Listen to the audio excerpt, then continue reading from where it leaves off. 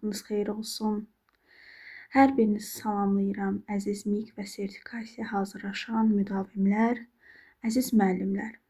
İlk növbədə sizə MİQ imtahanı haqqında ümumi məlumat vermək istəyirəm.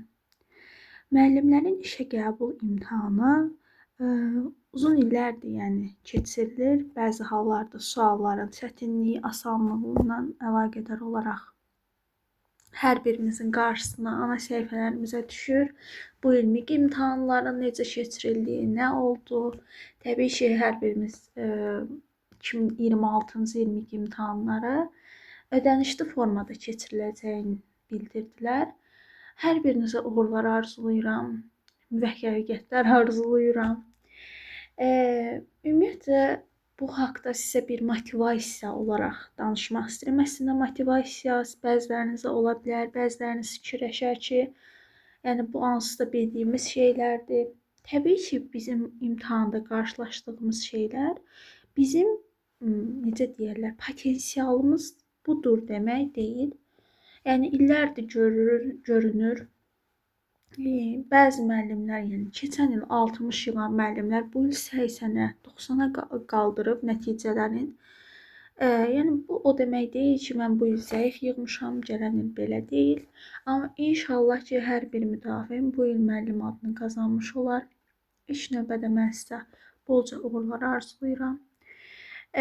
Və çox yuxarı nəticə yığmaq da o demək deyil ki, hər şey yolunda olacaq. Bunu da demək istəyirəm sizə.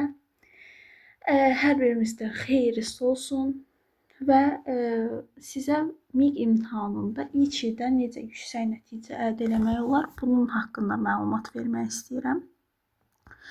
MİQ imtahanı bildiyimiz kimi digər imtahanlardan bir qədər çətin prosesdir. Çünki ingilis dili müəlliminin özün belə imtahan edirlər. Buna görə də bəzi illərdə təbii ki, qarşılaşmışıq, bəzi illərdə kifayət qədər çətin suallar olub, bəzi illərdə isə bir qədər asan olur. 2025-ci ildə mən fikirləşdiyimə görə bu asan sualların illərindən biri idi.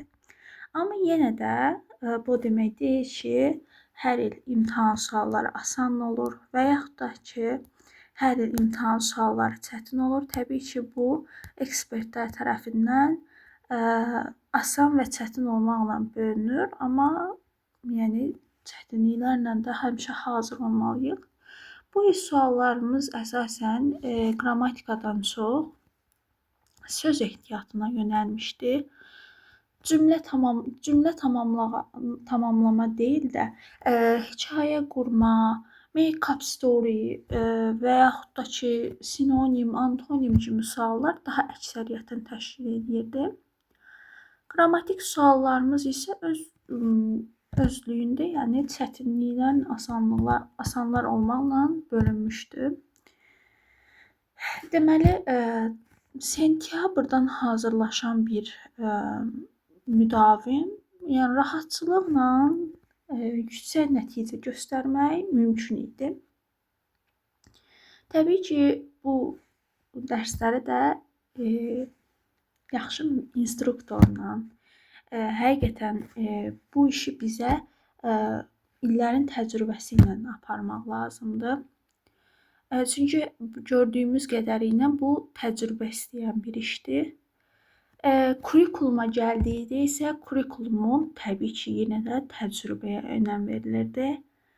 Hər hansı bir illərdə müəllim işləmiş bir şəxsin kurikulum suallarını yazmaq ehtimalı daha yüksəkdir. İlk növbədə bunu qeyd etmək istəyirəm. Çünki dərs şəraitində, kurikulum mühitində dərs quran müəllim o situasiyalara artıq qarşılaşmış olur. İki başlı suallarımız isə çox idi. Hər birinizdə yenidən deyirəm, motivasiya olsun. Heç kim, mən bu il bacarmaram, məndə alınmaz, mən bunda çətinlik çəkirəm. Və yaxud da bu nədir, onsuz da ki, mənası yoxdur. Bəlkə də bu il suallar daha çətin düşəcək kimi sözləri öz beyninizdən belə keçirtməyin. Hər birinizə bir daha müvəffəqiyyətlər və İngilis dili MİQ 2025-ci ilin suallarından bəzilərinə baxaq. İlk növbədə biz görürük birinci sualımız. Bu suallar təbii ki, imtahanda fərqli yerlərdə idi, amma yenə də baxaq. Choose the correct reported speech sentence. Reported speech sentence yəni çevrilmiş və yaxud da ki, danışanın dilindən olan bizim cümlələrimizdir. Baxın, bizdə reported speech sentencelərdə, yəni əgər bizdə sualların məğzində, yəni bizdə şərtdə verilmiş cümləni reported speech-ə çevrilməyi istəyirsə, İlk növbədə bizim əvvəlki hissəmizin feilinə baxmalıyıq. Yəni, dırnaqdan əvvəlkinin, yaxud da 2 nöqtədən əvvəlki hissəmiz hansı ki, kimin dilindən, yəni nağılı söyləyənin cümləsinin feilinə baxmalıyıq. Burada said feilidir.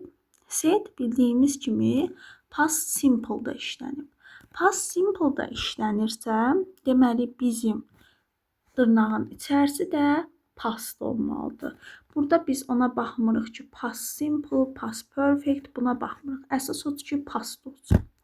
Və imtahanda vaxtımızın, yəni kifayət qədər olmadığını nəzərə alaraq və yəni siz müəllimsiz, müəllim də bir-bir oturub onu belə bir-bir hamısının bizim bildiyimiz qədərilə kağız vərəqimiz olur, amma ki, kompüterdən tam olaraq yəni rahat istədiyimizi eləyə bilmirik. Ona görə gəlin neyniyək? Gəlin biz əsas məqam olan çıxdaş üslubundan istifadə edək. Baxın, A variantında Y variantından mən başlamaq istəyirəm. Y variantında bir də o məqama diqqət eləyək ki, bizim cümlələrimizdə xitabdan istifadə olunub. Xitab varsa, xitabın düzgün yerində işlənməsinə də diqqət eləməliyik. Deməli, saiddirsə, cümləmiz də dırnağın içərisidə nə nida cümləsi deyil, nə də sual cümləsi deyil. Ona görə də asked ya sual cümləsində istifadə olunur. Bəzi hallarda isə askedın nida cümləsində işlənməsini görə bilərik, amma burada belə deyil. Ona görə gəlin Y variantını çıxaq. Deməli, asked sual cümləsində işlənməyəcəyinə görə Y variantını çıxırıq. D variantında nə var? D variantında biz dedik ki, dırnağın içərisindəki cümlə said'ə görə keçmiş zamana düşməlidir. Amma bizə nə verib? That I am verib. I am to be-nin indiki zamanda olan forması deyə D variantını çıxırıq. C variantında the teacher told her colleagues that she was excited about that performance. Baxaq cümləmizə, diqqətlə baxaq. Said'i təbii ki, told-a çevirmək olar. Bu bizim özümüzdən asılıdır, amma bir məqama diqqət eləməliyik ki, tell-dən, told-dan sonra to işlənməz. İşlənməyib zaten. Tell, told-dan sonra deməli tamamlığı verib zəti işlətməyimiz özümüzdən asılıdır, yəni işlədə bilərik. Amma tell-dən, told-dan sonra birbaşa zət olmaz. Yəni burada bir problem görmürəm. She was excited bir zaman keçmişə gedib. Tərcüməsini təbii ki, eləyəcəm. Bir zaman keçmişə gedib oldu was. Yəni hər bir şey öz qaydasındadır.